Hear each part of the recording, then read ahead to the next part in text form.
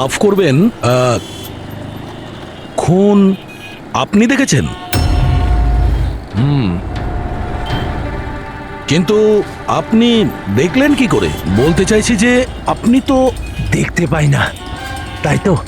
হ্যাঁ, ওই আর কি, মানে বলতে চাইছি আপনি দেখলেন কি করে খুন হতে? এইটার সাহায্যে। এটার সাহায্যে? কি এটা? এটা সেন্সর গ্লাভস। এতে সেন্সর ফিট করা আছে, যার থেকে অদৃশ্য তরঙ্গ বেরিয়ে যায়। ওই তরঙ্গের সামনে যা কিছু থাকে ওতে ধাক্কা খেয়ে ওগুলো ফিরে আসে। তাতে আমি জানতে পারি যে আমার সামনে কি হচ্ছে। মানে এক প্রকার এটা আপনার চোখের কাজ করে? হ্যাঁ, আপনি সেটা বলতে পারেন। আরে কিন্তু এটা এটা কি করে হতে পারে? হতে পারে। এক মিনিট,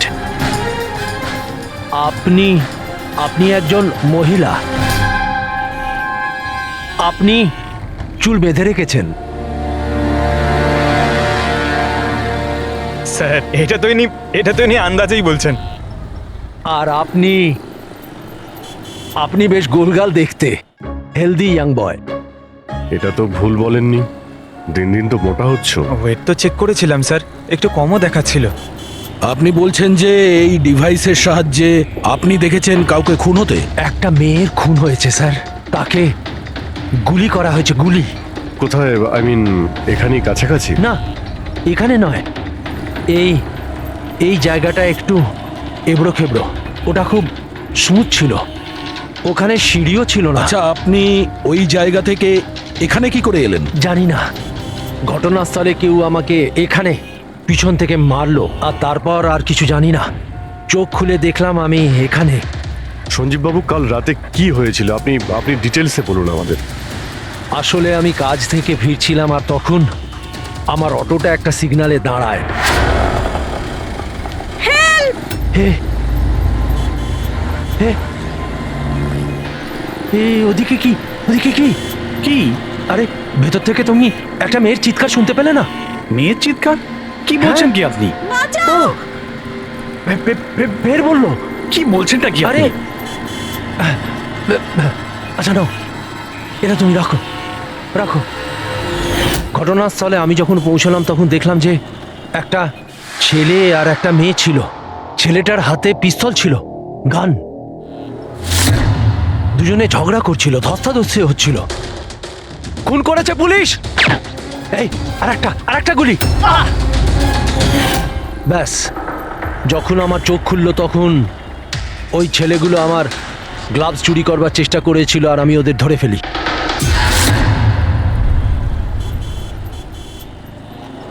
আর আপনি অজ্ঞান হয়ে যাওয়ার পরে খুনি আপনাকে এখানে নিয়ে এসছে আর এখানে ফেলে পালিয়ে গেছে?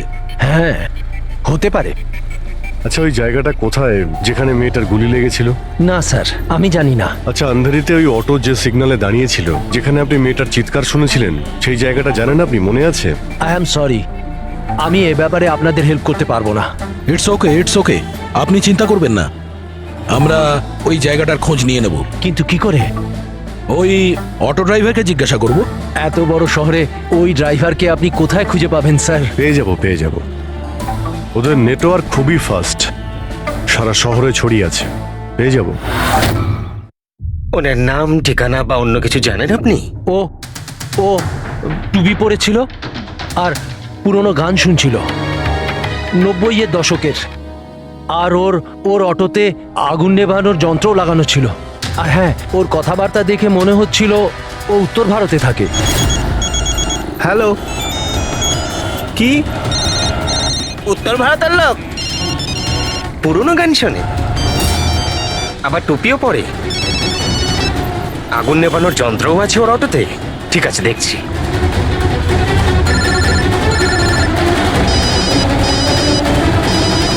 Hello hello Raju.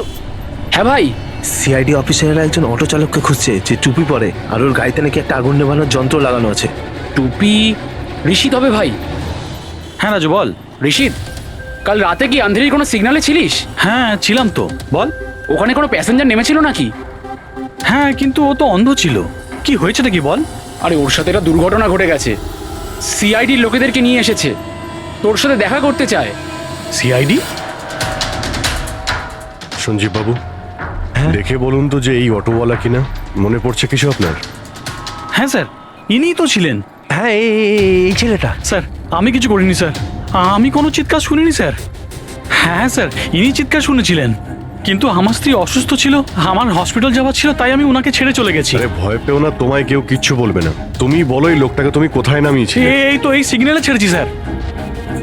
তারপর ওই সিগন্যাল থেকে কোন দিকে গিয়েছিলেন উনি? এই সামনের গলিটার মধ্যে স্যার। ঠিক আছে, তুমি যাও। Thank you very much, thank you. আসুন। আসুন সঞ্জীব বাবু। অটোওয়ালা আপনাকে এই গলির মধ্যে আসতে দেখেছিল। এখানে দুটো রাস্তা আছে, একটা এটা আর একটা ওটা।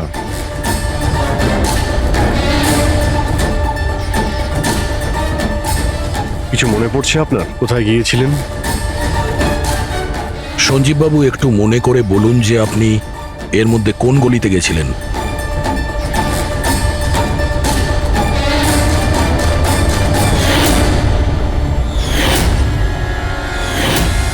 একটা পাখির মতো দেখতে মূর্তি ছিল। চলো আমরা এখান থেকে শুরু করি। সামনে।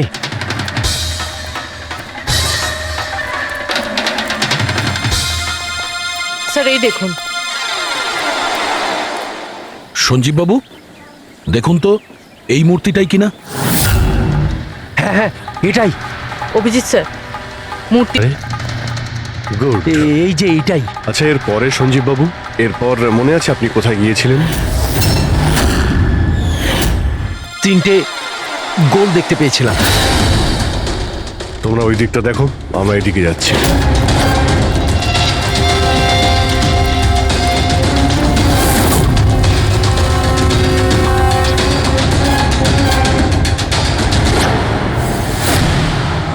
স্যার,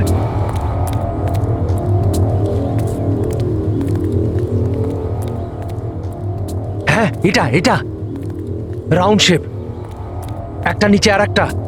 এরপর? এরপর এরপর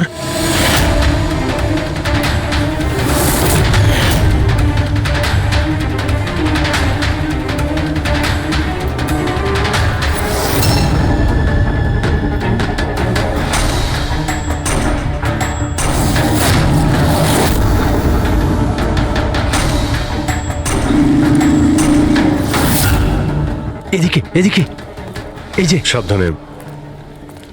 আরে স্যার, ঘুরে ফিরে সেখানেই চলে এলাম যেখান থেকে শুরু করেছিলাম। আরে সেই জন্যই তো উনি চিৎকার শুনতে পেয়েছিলেন।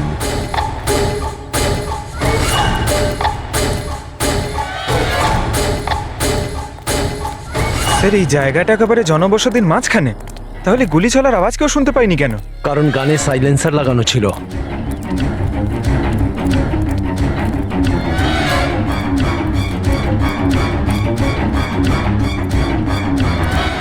আসুন, একটা স্টেপ আছে, সাবধানে।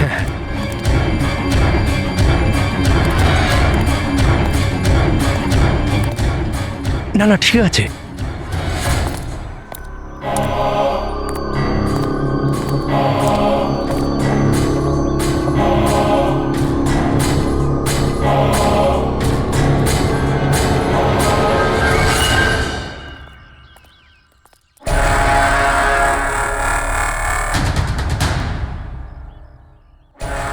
কি হলো? আপনারা দাঁড়িয়ে পড়লেন কেন? কি আছে? লাশ পেলেন? সঞ্জীব বাবু, আপনি বলেছিলেন গুলিটা কোনো মেয়ের লেগেছিল। হ্যাঁ হ্যাঁ, মেয়ের গায়ে লেগেছিল। আমি তাকে ছুঁয়ে দেখেছিলাম। ওর গুলি লেগেছিল, রক্ত বেরোচ্ছিল। কেন বলুন, কি হয়েছে? লাশ এখানে আছে, কিন্তু কোনো মেয়ের নয়, কোনো ছেলের। কি?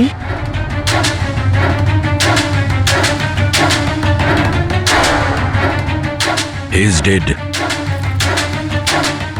মনে হচ্ছে সেই যে ওই মেয়েটাকে মারার চেষ্টা করেছিল। স্যার, ওনার কথা অনুযায়ী এখানে দুটো গুলি চলেছিল, হয়তো হয়তো এই দ্বিতীয় গুলিটায় মারা গেছে।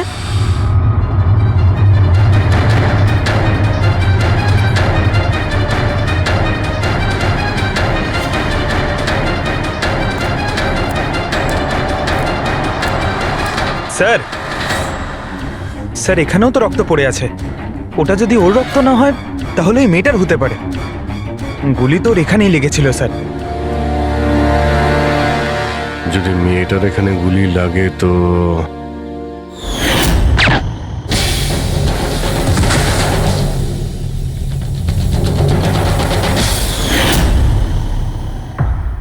আপনি বললেন যে আপনার মাথায় পিছন থেকে কেউ মেরেছিল, তো সেটা দ্বিতীয় গুলি চলার পরে আপনার লেগেছিল নাকি সেটা চলার আগে? না না, দ্বিতীয় গুলিটার পর মেরেছে।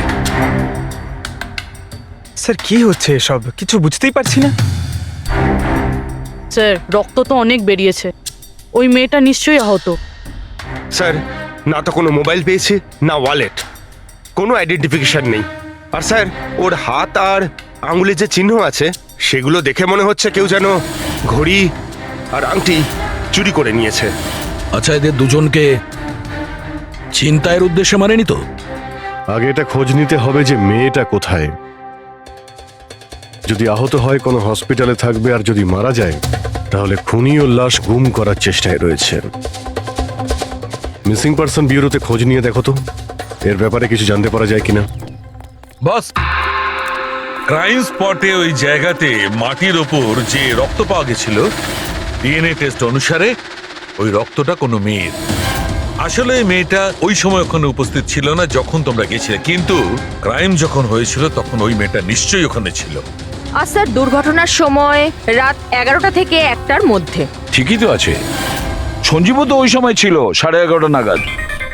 হ্যাঁ স্যার, আর সঞ্জীব বাবুকে অজ্ঞান অবস্থায় সেখানে রেখে দেয় যেখান থেকে আমরা ওনাকে পাই। আরো একটা কথা স্যার, দুটো গুলি চলেছিল, মেয়েটার গুলি লেগেছিল আর ও ওখানেই অজ্ঞান হয়ে পড়ে গেছিল সঞ্জীব বাবুর কাছেই। তারপরে স্যার দ্বিতীয় গুলিটা করা হয়েছিল যেটা ছেলেটার লেগেছিল।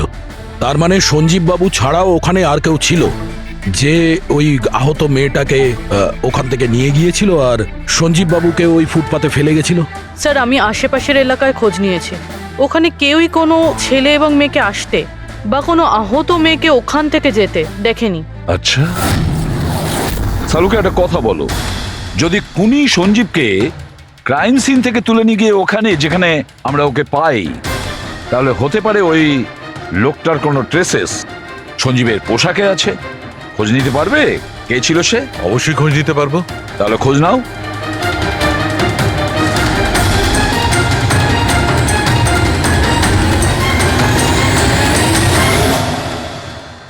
স্যার, লাশ শনাক্ত করা গেছে। ওর নাম হলো অনিকেত স্যার, আর ওর বাড়ির লোকজনও হারিয়ে যাওয়ার রিপোর্ট লিখিয়েছিলেন। অনিকেত, দেখুন আপনার ভাই অনিকেতের বডি আমরা বন্ধ কারখানায় পেয়েছিলাম। আপনারা কি বলতে পারবেন উনি কেন এখানে এসেছিলেন? আপনার ভাইয়ের খুন হয়েছে, আশা করব আপনারা আমাদের কাছে কিছুই লুকোবেন না। যদি আপনারা সত্যি না বলেন তাহলে আমরা তো খুনিকে ধরতেই পারবো না। স্যার এরকম কিছু নয় স্যার, গত কয়েকদিন ধরে খুবই অদ্ভুত বিহেভ করছিল। অদ্ভুত মানে? প্রায় বাইরে থাকতো স্যার, সারাদিন। আমরা অনেকবার জিজ্ঞাসা করার চেষ্টা করেছি, কিন্তু কিচ্ছু বলতো না। গতকাল সকালেও 11টা নাগাদ চলে গেছিল, কোথায় গেছিল কিচ্ছু বলেনি। সারা দিন ধরে স্যার ঘরে ফেরেনি, সকালে উঠে দেখি সারা রাতেও বাড়ি ফেরেনি। তারপরে গিয়ে আমি পুলিশের কাছে কমপ্লেন করি। তো সারাটা দিন ফোনে কোনো কথা হয়নি? স্যার আমি ওকে সারাদিন ধরে ফোনে কল করছিলাম, কিন্তু ফোনেই পাচ্ছিলাম না ওকে। এরকম কবে থেকে চলছিল? স্যার জানি না কবে থেকে, গত কয়েক বছর ধরে তো সিঙ্গাপুরেই ছিল। এই তো কিছু মাস আগেই ইন্ডিয়া এলো, তখন থেকেই এরকমই বিহেভ করছিল। সিঙ্গাপুরে কি কাজ করতেন উনি? ওখানে হোটেলে জব করতো। এ বিবাহিত ছিল? না স্যার, বিবাহিত ছিল না। কোনো মেয়ের সাথে এর সম্পর্ক ছিল? কারণ মরার আগে ও কোনো মেয়ের সঙ্গে ঝগড়া করছিল। জানি না স্যার, আমরা কিছুই জানি না এর কোনো মহিলার সঙ্গে কোনো অ্যাফেয়ার বা বন্ধুত্ব আছে কিনা, কিছুই জানি না। স্যার, স্যার এনাদের থেকে অনিকেতের নাম্বার নিয়ে আর কল রেকর্ডস চেক করি স্যার, তাতে জানতে পারি যে একটাও মেয়ের নাম্বার নেই স্যার, শুধু ছেলেদের সঙ্গেই কথা বলতো, আর বেশিরভাগই ওর সঙ্গে যারা কাজ করতো তাদের। আর স্যার মৃত্যুর আগেও ও কাউকে ফোন করেনি নিজের ফোন দিয়ে। কোনো মেয়ের নাম্বার পাওয়া যাচ্ছে না, এটা তো খুব অবাক কাণ্ড। স্যার খুবই সাদাসিধে লোক ছিল, শুধু নিজের কাজ নিয়েই ব্যস্ত থাকতো। ঠিক আছে, আপনারা যেতে পারেন। যদি দরকার হয় আপনাদের ডেকে নেব। স্যার স্যার কালকে কারখানায় যাওয়ার আগে এই অনিকেত সারাদিন একই জায়গায় ছিল। কোন জায়গায়? Sir coffee shop. স্যার এর ক্রেডিট কার্ডের বিল থেকে এটা প্রমাণিত হয় যে এ সারাদিন ওই কফি শপে ওর ক্রেডিট কার্ড সোয়াইপ করেছিল। হ্যাঁ স্যার, ওর ফোনের লাস্ট লোকেশন ওই কফি শপই ছিল। কোন কফি শপ ছিল ওটা? Pillow coffee shop. যাও ওই পিলো কফি শপে আর খোঁজ নাও ও সারাদিন বসে কি করছিল। স্যার,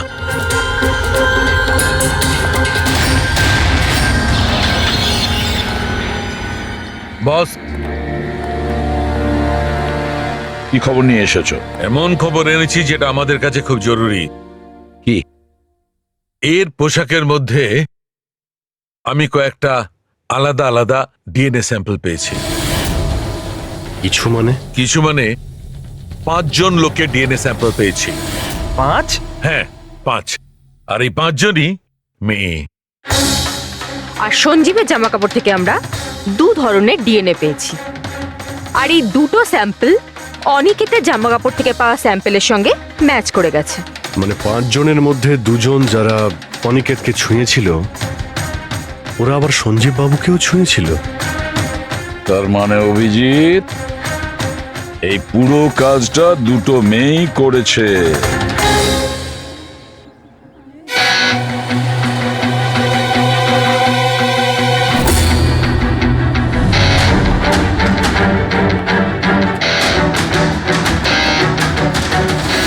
আচ্ছা, এই ছবিটা দেখুন, আপনি একে চেনেন?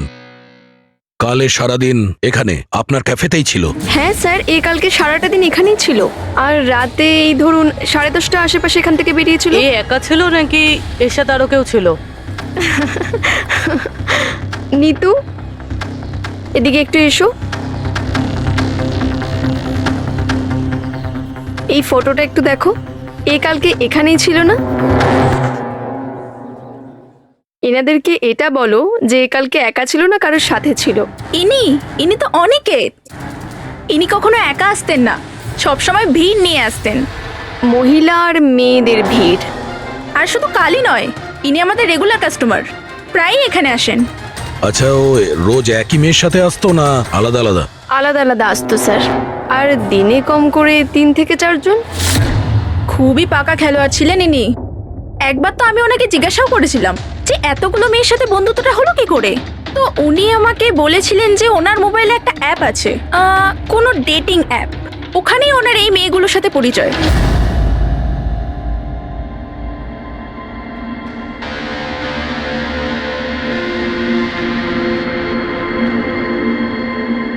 কিছু জানতে পেরেছো?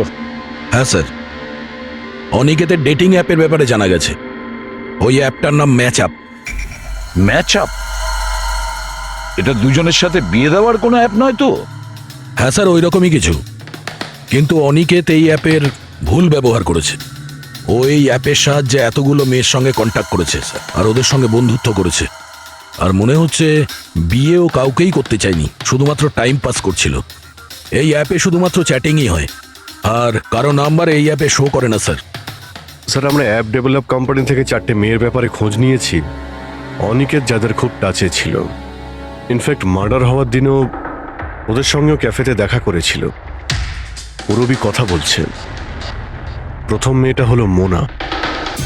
হ্যাঁ, আমি দেখা করেছিলাম ওনার সাথে কফি শপে এই 4টে নাগাদ। কফি খেয়েছিলাম আর একটু কথাও বলেছিলাম আমরা। তারপর আমাকে বেরোতে হলো, আমার কিছু আর্জেন্ট কাজ ছিল। স্যার, এ বলছে যে কফি শপের পরে ও বিউটি পার্লারে গিয়েছিল, আর ওখান থেকে একটা মুভির প্রিমিয়ারে। দ্বিতীয় জন হলো রূপালী। তাহলে বলো, তোমার কি বক্তব্য? ও অনেক দিন ধরে আমার পিছনে পড়েছিল, খালি বলতো দেখা করো দেখা করো। ভীষণই বোরিং ছিল, আই টেল ইউ। ওর সাথে 1 কাপ কফি যে আমি কিভাবে খেয়েছি, আর কফিটা শেষ হওয়ার সাথে সাথেই আমি ওখান থেকে বেরিয়ে গেছি। ও বলেছিল স্যার ও অনিকেতের সঙ্গে 6টার সময় দেখা করেছিল, আর তারপরও ফ্যামিলি ফাংশন অ্যাটেন্ড করতে আন্ধেরি গিয়েছিল। আর তৃতীয় অঞ্জু স্যার। ওর সাথে তো সময়টা বুঝতেই পারিনি। কত ভালো ভালো কথা বলতো। আপনি জানেন আমরা সেদিন কত কথা বললাম। হঠাৎ করে ও বললো ওকে কোথাও যেতে হবে। আমরা ডিসাইড করলাম যে আমরা আবার দেখা করব, আর তারপর চলে গেল। এই মেয়েটা কফি শপ থেকে বাইরে বেরই হয়নি। এর স্টেটমেন্ট অনুযায়ী ও কফি শপেই বসেছিল কফি শপ বন্ধ হওয়া পর্যন্ত, 12টা অবধি। স্যার এদের স্টেটমেন্ট আমরা ক্রস চেক করেছি, ঠিকই বলছে। স্যার সঞ্জীববাবু বলছেন কোনো মেয়ের গুলি লেগেছিল। এদের 3 জনকে চেক করা হলো, কিন্তু কোনো আঘাতের চিহ্ন নেই। তোমরা তো 4টে মেয়ের কথা বলেছিলে, তাহলে চতুর্থ মেয়েটি গেল কোথায়? স্যার 4 নম্বর মেয়েটা হলো এরিকা। আমরা এই অ্যাপের সাহায্যে ওর সঙ্গে কন্ট্যাক্ট করার চেষ্টা করেছিলাম, কিন্তু ও কোনো রেসপন্স করেনি। তাহলে এক কাজ করো, ওই মেয়েটার সঙ্গে গিয়ে দেখা করো।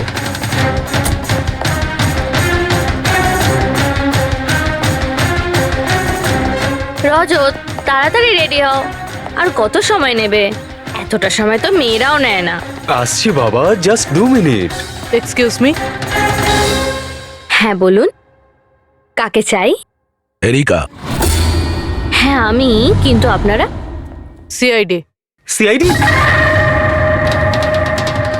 এসব কি? হ্যাঁ, কি হয়েছে স্যার? স্যার কোনো প্রবলেম হয়েছে?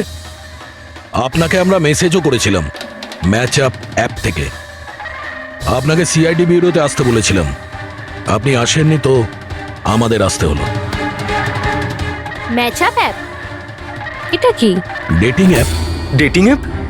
তুমি এই ডেটিং অ্যাপে কি করছো? হ্যাঁ শোনো, ওনাদের কোনো ভুল হচ্ছে, আমি কোনো ডেটিং অ্যাপে নেই। সেটা কিভাবে হতে পারে? আপনার প্রোফাইল আছে, আপনার ডিসপ্লে পিকচার রয়েছে। শুনুন, আমি একজন বিবাহিতা, আমি কোনো ম্যারেজ সাইট বা ডেটিং অ্যাপে নেই। ইনি আমার হাজব্যান্ড রজত, আর আমি ওনার সাথে বিয়ে করে খুব হ্যাপি। আমার এসব করার কোনো প্রয়োজন নেই। ম্যাডাম, আপনি যদি সত্যি বলেন তাহলে এটা কি? আপনার প্রোফাইলে এই ডেটিং অ্যাপে কি করে? দেখুন, আমি সত্যি বলছি, আমি জানি না এটা কি। আমি এরকম কোনো প্রোফাইলই বানাইনি। তো আপনি এটা বলতে চাইছেন যে আপনার নামে কেউ ফেক আইডি বানিয়েছে?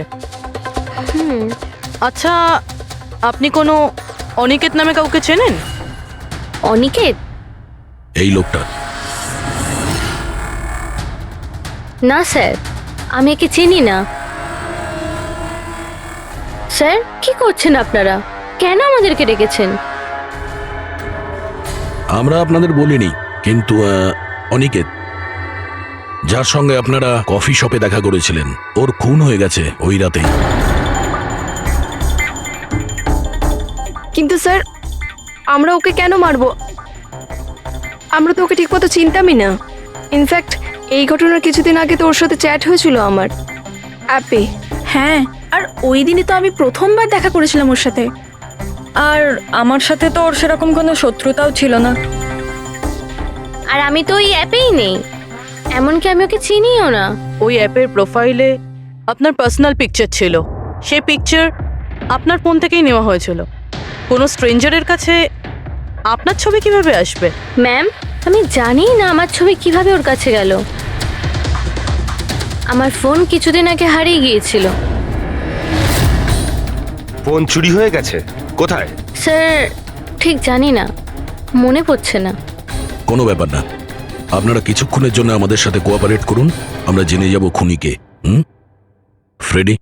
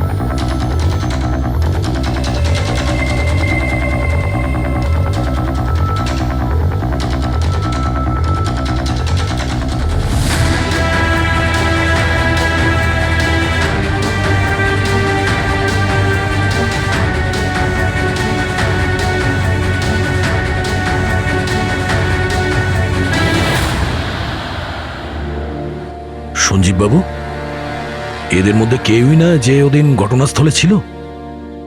এদের মধ্যে কেউ নয়। ঠিক আছে, আপাতত আপনারা যেতে পারেন। Thank you.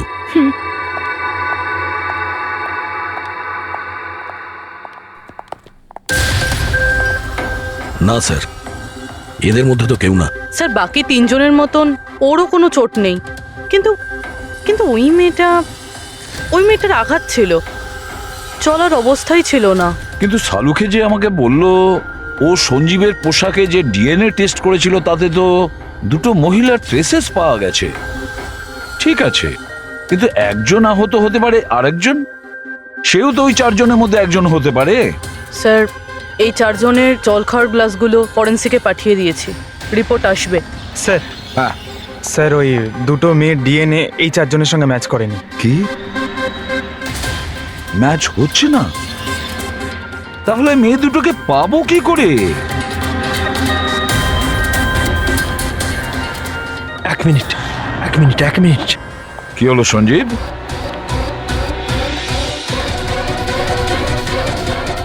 এসিবি স্যার, আমি এই গন্ধটা চিনি। গন্ধ? আমার আফটার শেভ মনে হয় স্যার। না,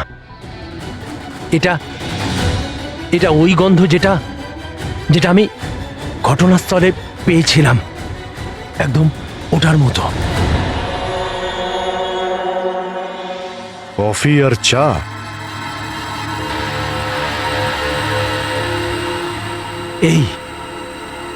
এই গন্ধটা ঘটনাস্থলে, এই গন্ধটাই ছিল।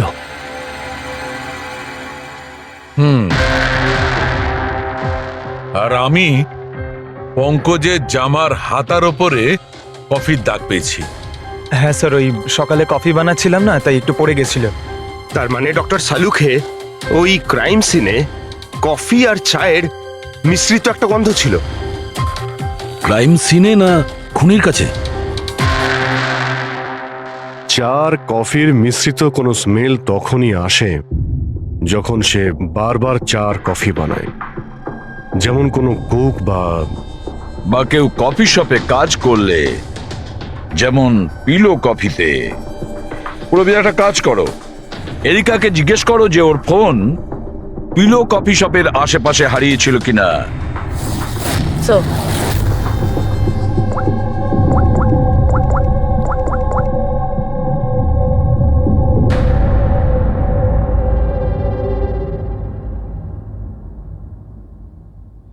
স্যার হ্যাঁ স্যার ওনার ফোন ওখানেই হারিয়েছিল, ওই কফি শপে।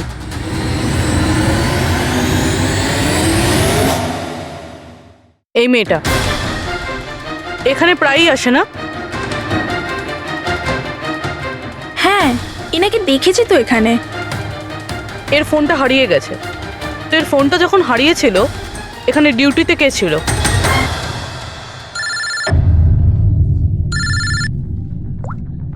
হ্যালো,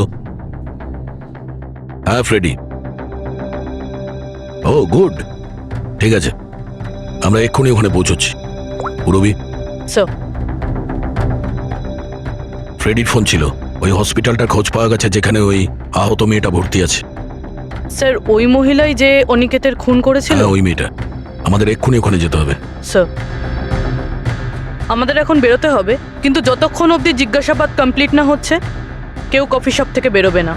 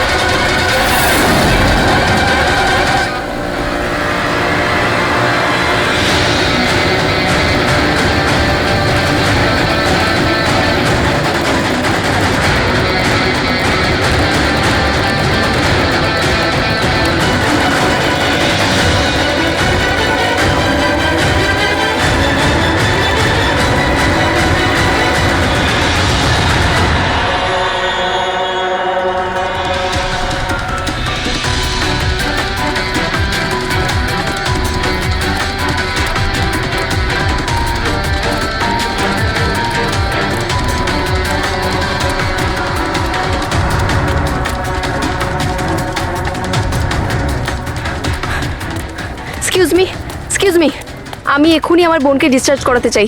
আপনি এক্ষুনি ডিসচার্জ পেপার তৈরি করুন তাড়াতাড়ি।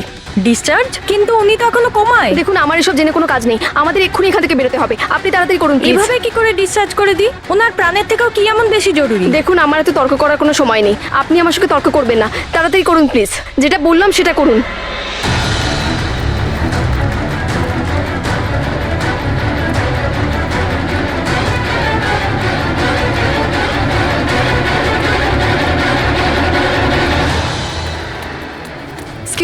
এক্সকিউজ মি আমার দিদি স্বপ্নাকে এক্ষুনি ডিসচার্জ করাতে হবে, এক্ষুনি। ওর বিলের টোটাল অ্যামাউন্টটা বলবেন প্লিজ। Excuse me. মনে হয় খুব তাড়া আছে তোমার।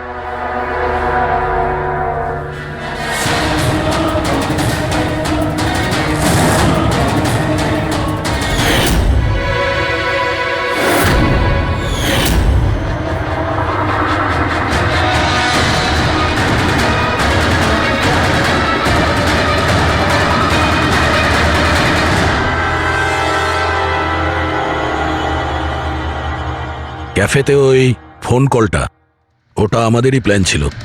আমরা এটাই দেখতে চাইছিলাম যে ওই আহত মেয়েটার মিথ্যে খবরের জালে কে ফাঁসে। আর তুমি ফেসে গেলে। এটাও ভাবলে না যে সিআইডি তোমাকে ফলো করছে। তুমি নিজেই আমাদের এখানে নিয়ে এসেছো, আর তাই পালিয়ে কোনো লাভ নেই। সেই জন্য তোমার জন্য এটাই ভালো হবে, নিজের অপরাধ স্বীকার করে নাও।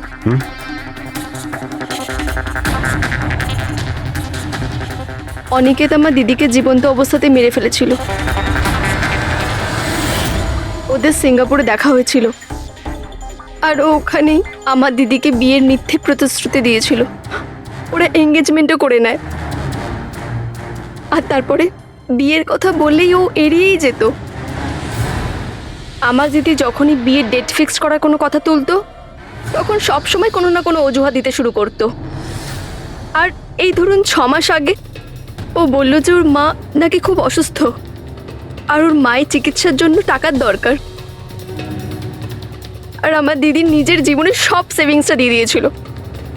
আর ও বলল যে ও সিঙ্গাপুর থেকে ফিরে এসেই আমার দিদিকে বিয়ে করবে। আর টাকা পয়সা নিয়ে অনিকেত সিঙ্গাপুর থেকে মুম্বাই আসে।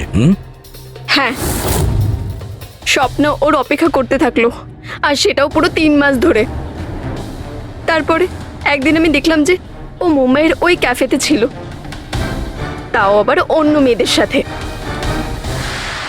তার মানে ও স্বপ্নাকে বিয়ে করতেই চায়নি? না, ও স্বপ্নাকে ঠকাচ্ছিল। ও স্বপ্নার ইনকাম করা টাকা অন্য মেয়েদের পেছনে ওড়াচ্ছিল। আর আর ওর মাও কিন্তু অসুস্থ ছিল না, কারণ ওর তো কোনো মাই ছিল না। ওর মা তো অনেকদিন আগেই মারা গেছিলেন। তাই তুমি প্রতিশোধ নেওয়ার একটা প্ল্যান করলে। স্বপ্না তো আমার কোনো কথা বিশ্বাস করতে চাইতোই না। ওর ভালোবাসায় অন্ধ হয়ে গেছিল। ওর প্রমাণের দরকার ছিল, তাই অনিকেতের সত্যিটা সামনে আনার জন্য আমি এরিকার ফোন চুরি করি, আর ওর নাম দিয়েই আমি ম্যাচআপ অ্যাপে ওর ফেক প্রোফাইল তৈরি করি, আর অনিকেতের সঙ্গে চ্যাটিং করতাম। আর ও ইজিলি আমার ফাঁদে পড়ে যায়। তারপরে আমি ওকে ওই ফ্যাক্টরিতে আসতে বলি, আর তার সাথে স্বপ্নাকেও আসতে বলি, যাতে ও নিজের চোখে সবকিছু দেখতে পাক। কিন্তু ওই দিন যখন আমি ওখানে গেছিলাম, তখন আমি দেখলাম যে... এটা কি করছো তুমি? হিসেবটা শেষ করে দিচ্ছি। তুমি আমার সাথে যা করেছো তারই শাস্তি এটা। আমি সব জানি তুমি আমার টাকা কোথায় কোথায় খরচ করেছো, আর কত মেয়ের জীবন তুমি নষ্ট করবে। Aniket please drop the gun. Aniket please, টাকা চাই তোর? তুমি এটা কি করছো? বেরো এখান থেকে, চুপচাপ বেরো এখান থেকে। আরে ছাড়ো ওকে, ছেড়ে দাও। ওকে বললাম না বেরো এখান থেকে।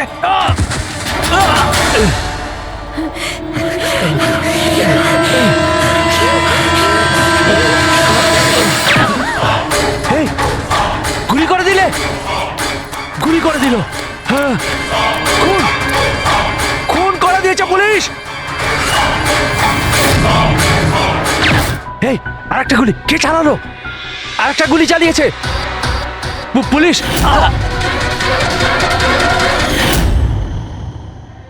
তুমি জানো, অনিকেতের লাশ পর্যন্ত আমাদের ওই সঞ্জীব বাবু পৌঁছে দিয়েছিলেন। উনি দেখতে পান না, কিন্তু ওনার ওই সংবেদনশীল দস্তানা, সেন্সিটিভ গ্লাভস, চোখের থেকে কম না। প্রতিশোধ নেওয়ার জন্য তুমি অনিকেতকে খুনই করে দিলে, কিন্তু এখন তো সারা জীবন জেলেই কাটবে। আর তোমার বোন স্বপ্না, যার জন্য তুমি এই সব করলে, সে তো আগে থেকেই কোমাতে রয়েছে। আর যেদিনও কোমা থেকে ঠিক হবে সেদিন তোমার কাছেই যাবে, জেলের গরাদের পিছনে। রাখার চেষ্টা করে, আর তাছাড়া নিজেদের সিরিয়াল কিলিং ওষুধের ওপরেও অ্যাপ্লাই করে দেখে, তারপরে মানুষের ওপরে। আচ্ছা, এটা কখনো বলা যায় না যে ও কাকে বা কোন কোন লোককে নিজের শিকার তৈরি করবে। সে ছেলেও হতে পারে, মেয়েও হতে পারে, সে এজেড বা ইয়াংও হতে পারে। কিন্তু একটা ব্যাপার আছে যেটা ওদের প্যাটার্ন হয় কিলিং এর, সেটা 2-3-4টে খুনের রিপোর্ট দেখার পরেই সেটা বোঝা যায়। আর তখনই আমরা আস্তে আস্তে ওদের পিছু নিতে পারি, তার আগে নয়। অনেক ক্ষেত্রে তো এরা কয়েক মাস ধরে নিজের শিকারের ওপর নজর রাখে, আর যখনই সুযোগ পায় ঝাঁপিয়ে পড়ে আর মেরে ফেলে। এই কারেন্ট কি করে চলে গেল?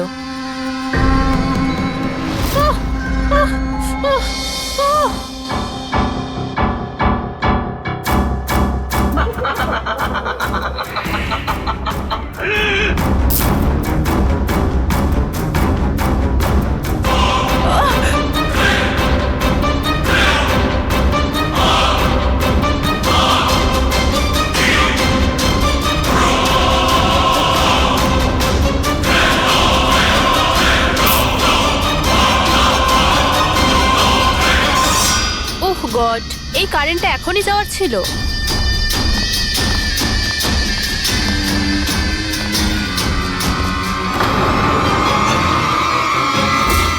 কে?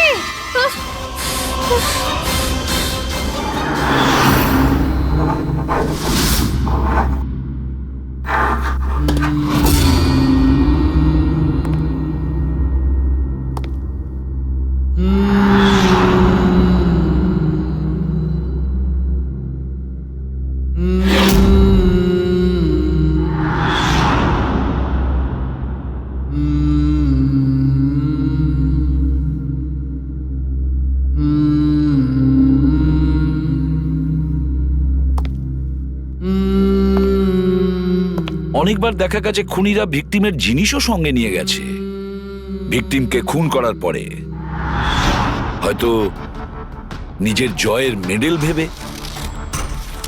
যে কোনো জিনিসই হতে পারে, কোনো মহিলার ঝুমকো দুলও হতে পারে, বা আংটিও হতে পারে, আবার কোনো নখও হতে পারে, এমনকি ভিকটিমের চুলও হতে পারে, মাথার চুলও।